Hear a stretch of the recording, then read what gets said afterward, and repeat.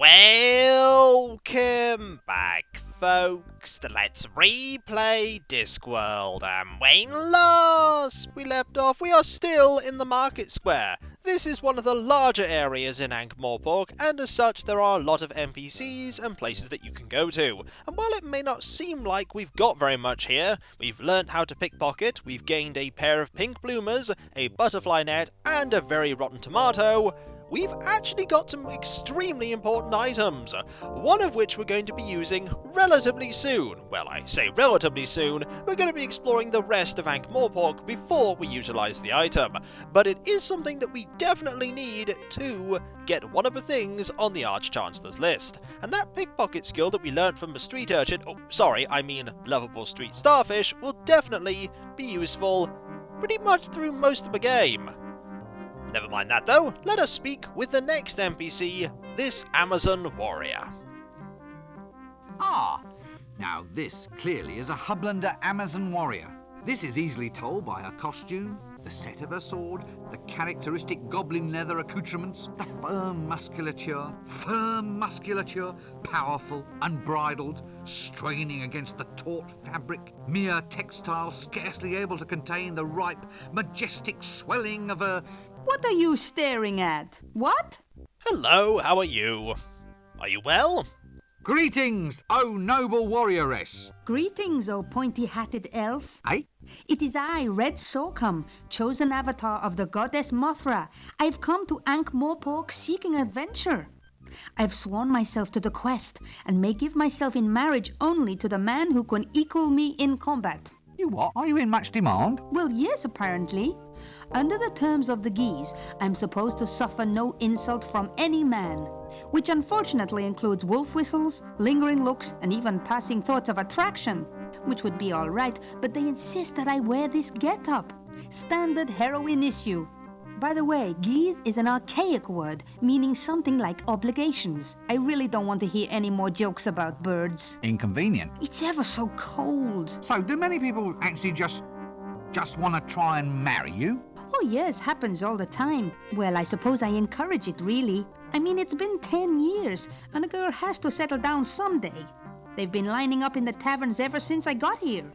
I've been killing people non-stop since 10:30. Ah, so, just tell me a bit with this one. In order to get engaged to you, they have to match swords with me, yes. to the death. Yes. Sounds dangerous. Actually, it's more boring than dangerous. Well, at least from my point of view. Other girls get to debauch with barbarians, and all I get is two-way conversations with the gods. Really? Well, it's not as if Mothra, goddess of Stepland, storms and destroyer of cardboard cities, really has anything much to say. I mean, there's the occasional quest aspect of things, but more often than not it just means chopping up some mothballs or getting her a nice rug for tea. I suppose there is a lot of posing, and the chainmail bikinis are nice, but it doesn't fill up a Saturday night, if you know what I mean. You, do know what I mean, don't you? Sure, I know what you mean. Mothra even gave me this magic sword, said it was to keep me safe. Bitch, every time I meet some halfway likable man, I have to kill him. Well, can't you stop it? Well, no, it's a magical curse, you see. For instance, if I even suspected that you found me attractive, I'd be forced to do something really totally unpleasant. Probably involving spleens. Spleens? It's an organ. Not sure what it does apart from ooze green. Yeah, well, I quite understand. Good thing I don't fancy you then, eh? I'm ever so pleased. Of course, I feel a lot more comfortable with you in a dress. There's going to be quite a lot of conversation with this Amazon warrior concerning spleens in our near future. Also, she is somebody who has the attention of the gods. The gods, depending upon which one it is you have the attention of, are either a great thing to gain the notice of, or terrible. It really depends on which god. Also, this character is a blatant reference to a certain person in fiction. I wonder if you can guess who it is. So you're a Hublander? That's right. The Icelands, snowfields, that kind of thing.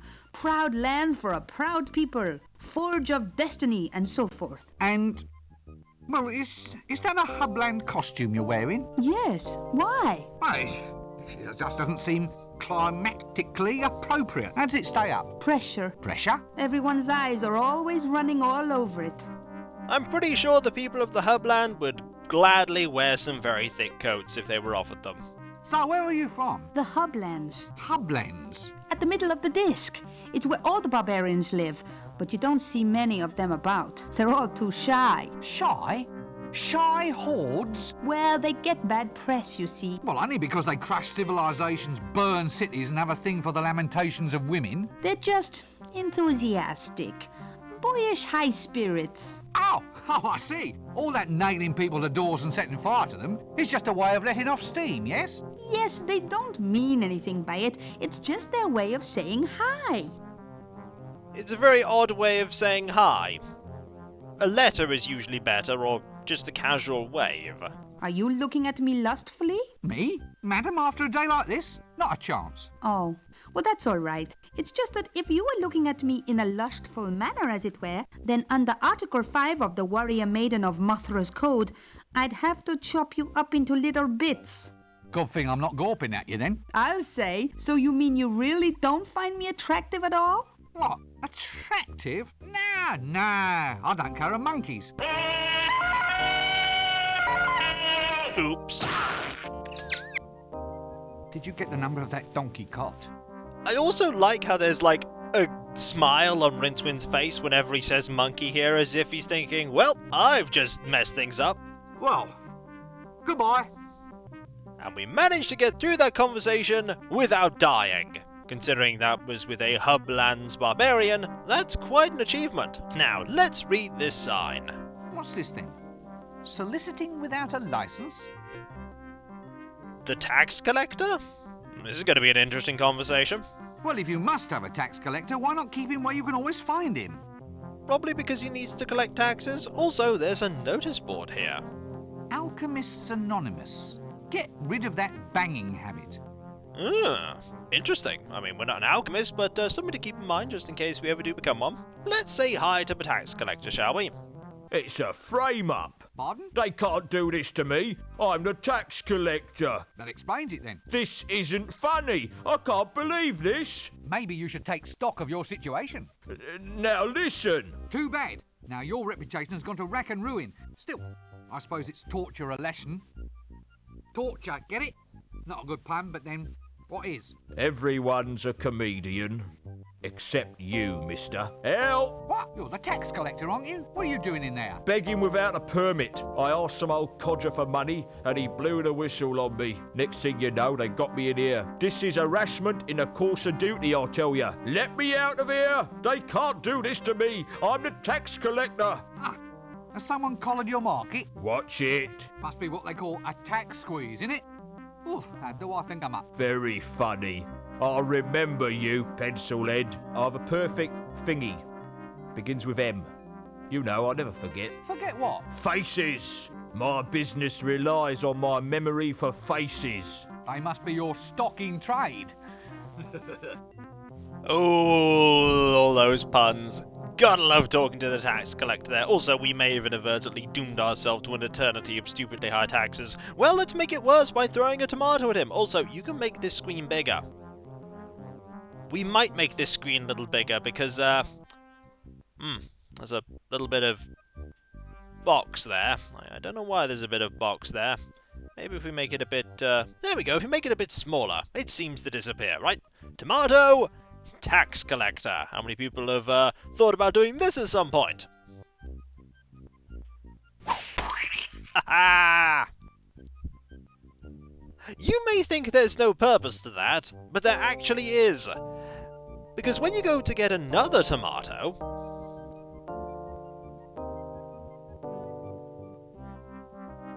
Eek!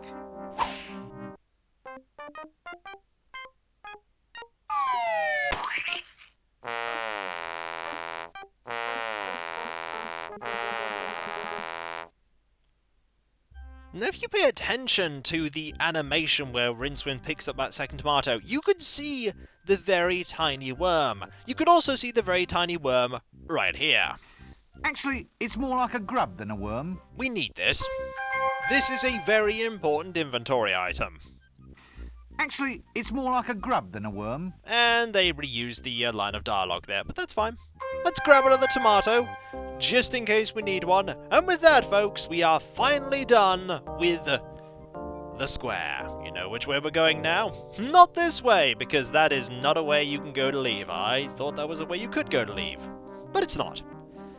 Okay, next location to visit is an important one, but then pretty much every location is important at some point. Off we go! Let's go to the park. Maybe there's something good here.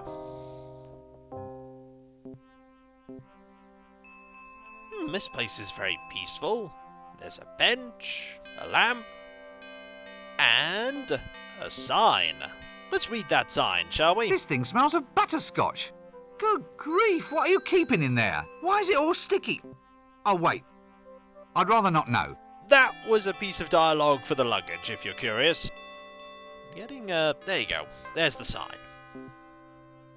Keep off the grass. Actually, since they irrigate this stuff with river water, I'm surprised they even need the sign. The stench should be enough to simply move you right along. Ah, yes, the River Ankh. One of the only rivers in forever and anywhere where, when you're thrown into it, you're not thrown into it, you're thrown onto it. Yep, the river is just that bad. Also, you can't read that sign without actually going on the grass. Comfy looking bench, that. It is. That doesn't work. And there's a lamp. Ah, Lampus Illuminaticus. No fooling this wizard. I've taken an advanced course in lamp recognition, I have. You really should probably be taking courses in wizardry, but never mind. That doesn't work. There's actually nothing we can do here right now, but it is a location that you want to keep in mind for the future. Now let us go to this street. This street is important, and dependent upon which side of it you get to, you'll appear on a different side of it. There's a beggar here. Let's say hi, after we examine the beggar. If that is we can. Game. There we go. Nice job, lad, sitting down all day. Game went a bit peculiar there. This game can sometimes go a bit peculiar. Generally clicking around will sort that out. Alms, sir. Alms for the poor. Hello. But I'm already poor. Well, you've got a pointy hat. That's not wealth, that's status. Oh, well, spare some status for the poor, governor. I think you've got that wrong. How do you mean wrong? It's a simple request transaction. I underline a need and hope that you, in your wisdom, will provide. It's not a question of that, it's a question of practicality. Status, by its very nature, is ineffable. As a quality, it is essentially non-transferable. So are you going to give me status or aren't you? I can't just give you status, you have to earn it. For instance? Reach the top of your profession. Become the most famous beggar in the city. Get some real diseases. Well, I'll try. Business is just down a bit. What can I do about it? You need a more dominating image, something to demand sympathy. Otherwise, heartless people like me are just going to keep on passing you by. It's a thought, you know. Yes. Many thanks. We may have done something terrible just there. You may not think what we just did was terrible, but trust me, you'll see. Arms? No thanks, I'm trying to give them up. Oh, Rincewind. You and I, we are connected by the puns. Both pioneers of punitude. Why should I give you money? Well, it's your traditional medieval street transaction, isn't it, Gov? It's an expected part of your fantasy environment. You're saying that you're just here to add a little bit of colour? Authenticity, Gov. Authenticity. Well, wouldn't it be better if you actually looked the part? I mean, just look at you. Why? What do you mean? What's wrong with it? Well, it's pathetic. I mean, a beggar, by definition, has to be pitiable, doesn't he? I mean, why should someone give him money if he's as hale and hearty as any other geezer on the street? Oh yeah. I think I see what you mean, sir. Right, well, carry on. And we're just reinforcing that terrible thing that I mentioned earlier. Trust me, it's terrible. What? Me pay you? Oh, go on. Why? Why what? Why should I give you money when you're no worse off than anybody else? Well, business is bad, but what can I do about it? Have you thought about improving your image? Improve my image? How? Well, Make yourself more presentable. Show some self-respect. What, spend money on clothes and stuff? Yeah, that's it. All right, give us 30 shillings until payday then. But you're a beggar. You don't get paid. My point exactly. He's got you there, Rincewind. Right you are then. Let's go. Oh, there's a door. We can examine it. Ah, now this will be the barber's shop. Indeed. Let's go. Ah, lots of stuff we can examine here. Like a couch. Yes. Still fails to create that relaxing atmosphere, though. Can we sit on it? That doesn't work. If it doesn't work as a couch, I wonder what it's made of. Diploma from the Academy of Barbering, Bloodletting, Leechery, Tooth-Pulling and Associated Self-Mutilations Academy. You may think that is just a random joke, but no! Historically, barbers were often referred to as barber surgeons because if you needed some minor doctoring done, you went to a barber. Usually for bloodletting. Lots of people back in the Middle Ages believed that letting blood would cure all kinds of ailments. It didn't. But then again, medicine back then wasn't that advanced. Our first customer. I wonder if he was the last. Well, clearly not, because there's this woman here. Now, there is an apparatus here that I'm a little concerned about. Extractors, drills, needles. Look, let's not go into this too deeply, okay? Let's not. Hello. I wonder why she smells of brimstone. Let's find out. Ah, yes, all right. Hello. Young man, you will have the honor of first witnessing my new ensemble.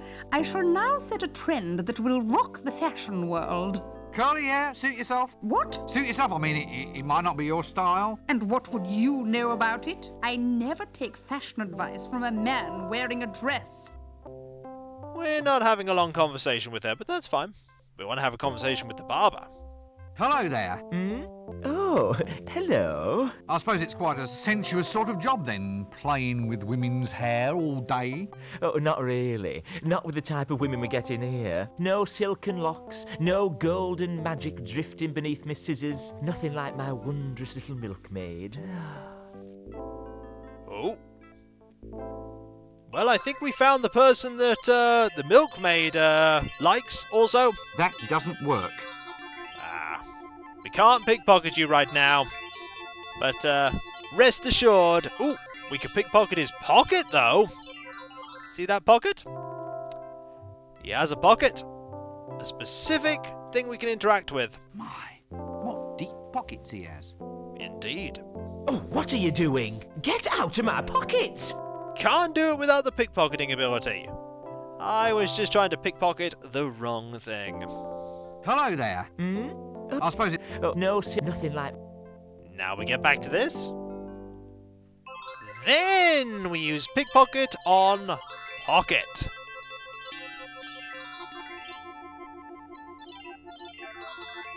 But there's nothing in there right now. Damn! They won't let me do it. Also, I'm a little bit too intent on making that happen. What we need is that hair roller. Well, at least I suppose it's a hair roller. Leave that hair roller alone. I think we might want to get that hair roller into his pocket. Is that a curler in your hair? Impudent wretch, of course it is. Just asking. So it's definitely a roller then. What? In your hair. A hair roller. Well, of course it is. If it wasn't a roller, then why would it be there? You wouldn't... Wouldn't what? You wouldn't say it's a bit unusual at all? Good heavens, no. Right, you are then. Oh, so you're having your hair set in a traditional style? Traditional? With rollers and curls? Oh, yes, it should look very quaint. Quaint? Yeah, well, a busy woman like yourself can't always be expected to keep up with the new trends. What? Don't be absurd. Barber, I shall have my hair set straight. A very wise choice, madam.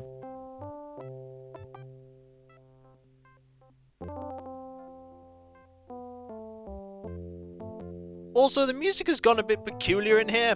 Has a tendency to. Now, the curler is in his pocket. Hello there. I suppose it's quite... Oh, not... No silk, nothing like... Now we can pickpocket it. We had to look at the curler to get that dialogue, I believe. So, let's get it. Now he's fully distracted. Now we have the curler. I've never seen a metal hair roller before. Might be something we require. For now, though, let's leave. And carry on down the street.